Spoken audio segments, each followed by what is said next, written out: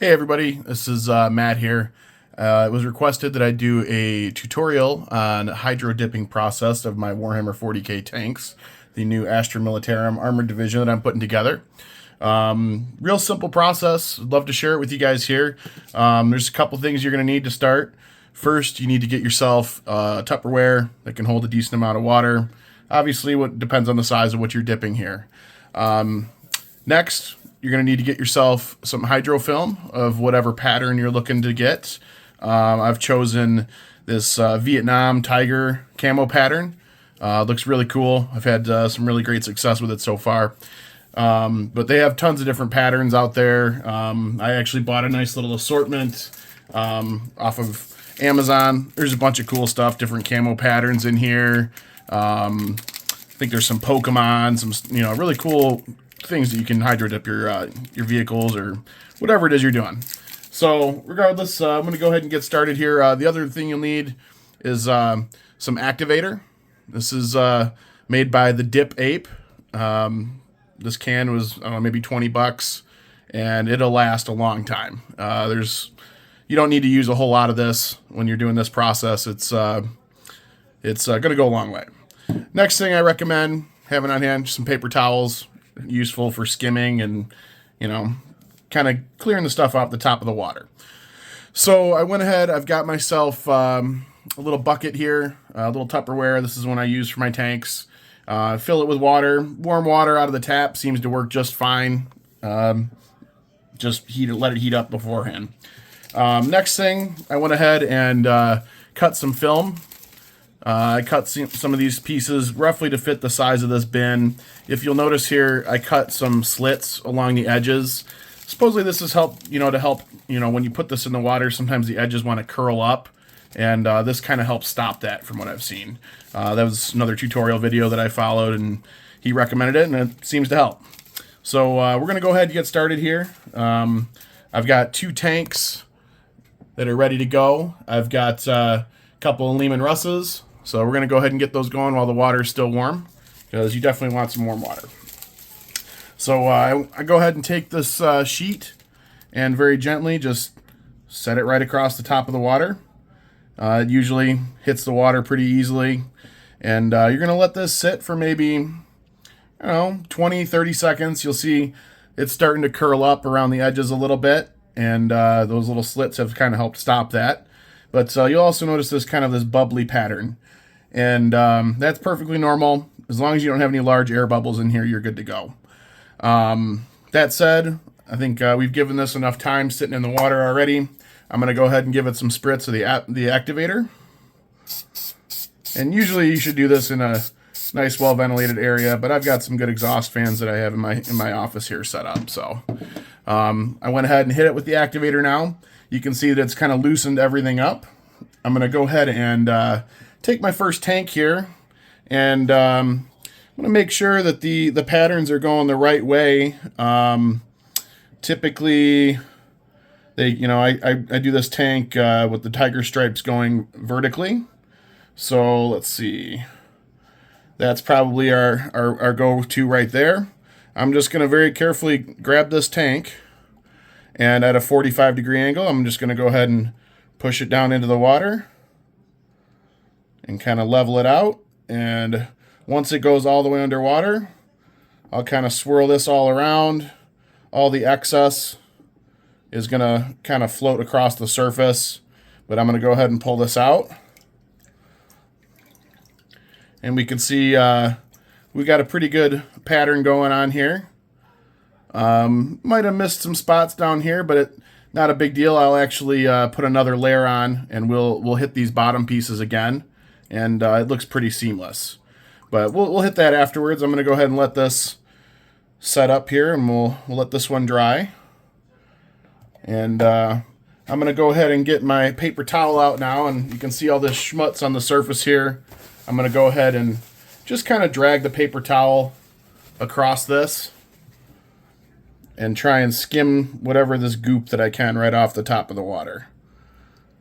Obviously, you can just go and probably dump this down your toilet or something and get fresh water every time if you wanted to, but that's kind of a hassle. So I'm just going to go the route of skimming as much of it off as I can, and we'll keep this process rolling. You can see that it was pretty fast. You know, we got a really cool pattern going on the tank here. I'll try and zoom in a little bit for you. Looks pretty good. We'll come back and hit those pieces on the side, but I'm going to go ahead and get this next piece ready. Also, you want to make sure that this film stays perfectly dry until you're ready to use it, because it will pretty much dissolve into nothing. So we've got our next piece set up there. Let me get my camera arm set up here. It's a little janky right now. It's not used to this. Looks like we got a little bit of an air bubble. Try and push that out. There we go. And I'm going to go ahead and spray this with some activator. And when you hit it with the activator, you can actually see the backing of this paper dissolve right before your eyes. So it's pretty cool. But we're going to go ahead and take the next tank and get this set up here. And you could probably do this with like some string or something to make sure that your hands don't get all goopy, but it's kind of a messy process to begin with, so I don't bother. But we're going to go ahead and go in at a 45 and kind of tilt into it. And there we go. Go ahead and pull her out. Looks like I got a little bit better coverage on this one, but you can see there's going to be some touch-up work. I'll put some small pieces in here and just do these separate areas to kind of make them look a little bit better. But as you see, this is a very fast process just to dip them, get them in the water. Obviously, there's a lot of extra painting that's going to go on after this dip happens. You know, I just was trying to find a good way to do camouflage patterns, and I've done camo patterns in the past for vehicles, and I always feel like I'm never happy with them. They're just I don't know, I feel like they always come out too blotchy, and they don't look realistic. And this seems to be very successful in creating a realistic camo pattern that you might see on an actual vehicle, you know, in a military somewhere. So I'm very pleased with this. You know, this is you know, the first army that I've actually tried hydro dipping, and I think it's been very successful thus far. So let me see here. I've got a couple other small pieces I need to trim up here. Probably should have prepared these before the tutorial began, but I'll just give you an example of, you know, how much this stuff you're going to need. This is a decent sized sheet. You can buy these things in rolls. They come like, I think it's maybe 7 feet long by 24 inches wide. So they're pretty big, and this stuff goes a long way. I'm just going to cut a couple pieces to do the turrets for these tanks.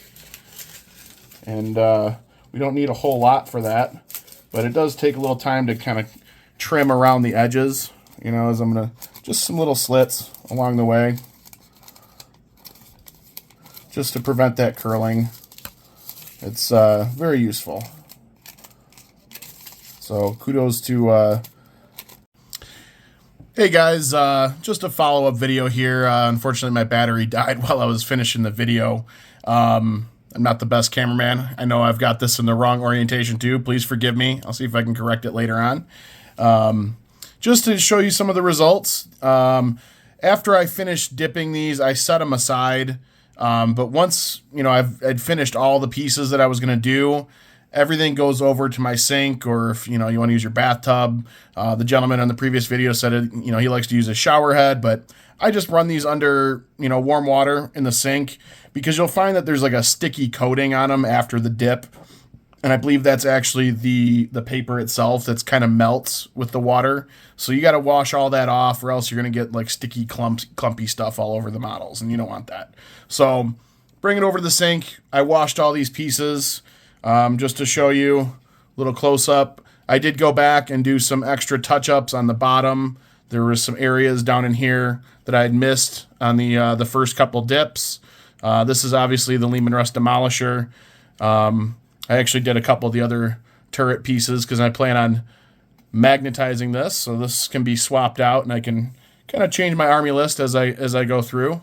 But there's the results of that dip, and then here is the other tank as well. Turned out pretty nice. You can see I went back and kind of filled in these pieces down in the bottom. The nice thing about it being camo is that it looks normal regardless, even if the pattern doesn't match up. But yeah, I'm pretty happy with how these turned out. Obviously, I've done a few other ones already. I'm working on getting the whole gang dipped soon. I've got a couple more Rogel Dorns and some Valkyrie gunships that I'm going to be doing. Maybe I'll make a video when I do those ones as well. Those are going to be bigger pieces. I'm probably going to have to scale up my operation a little bit. But that's pretty much it. Once you do finish up with this whole process, you're going to want to let these pieces dry for quite a while. Obviously, they're going to be full of water. You're submerging them underwater, obviously. So you'll see, there's some water that are still kind of puddled up in certain areas. So I let them dry thoroughly overnight usually. And then I come back and hit everything with some good old Army Painter matte varnish. I highly recommend you varnishing these pieces. The actual hydro film is pretty resilient. Like if I were to kind of scratch it with my nail, it would come off if I scratched hard enough. But it's actually pretty good, pretty good, and even without the varnish, it doesn't come off very easily. There were some pieces that I noticed that didn't come out real dark. I'll probably touch these up with paint as I go through the finishing process of, building all these tanks. You can see I didn't put the tracks on yet because those are all just going to be dry brushed and painted differently. And I'll usually come back with an airbrush on these finished models, maybe touch up the bottom so it's not kind of goofy looking here. But that's pretty much it. Really simple process, very economical, and huge time saver. You can see, within 15 minutes of video here, that's pretty much everything. You guys saw it all. I did a little bit of preparation by cutting some pieces together and getting things ready, but overall, very fast process. I mean, to do this kind of tiger stripe, pattern on one of these tanks by hand, but, just with acrylic paints, God, it would take forever. So I'm very happy with, how this looks, and looking forward to maybe making a couple more videos for you guys. Thanks for watching.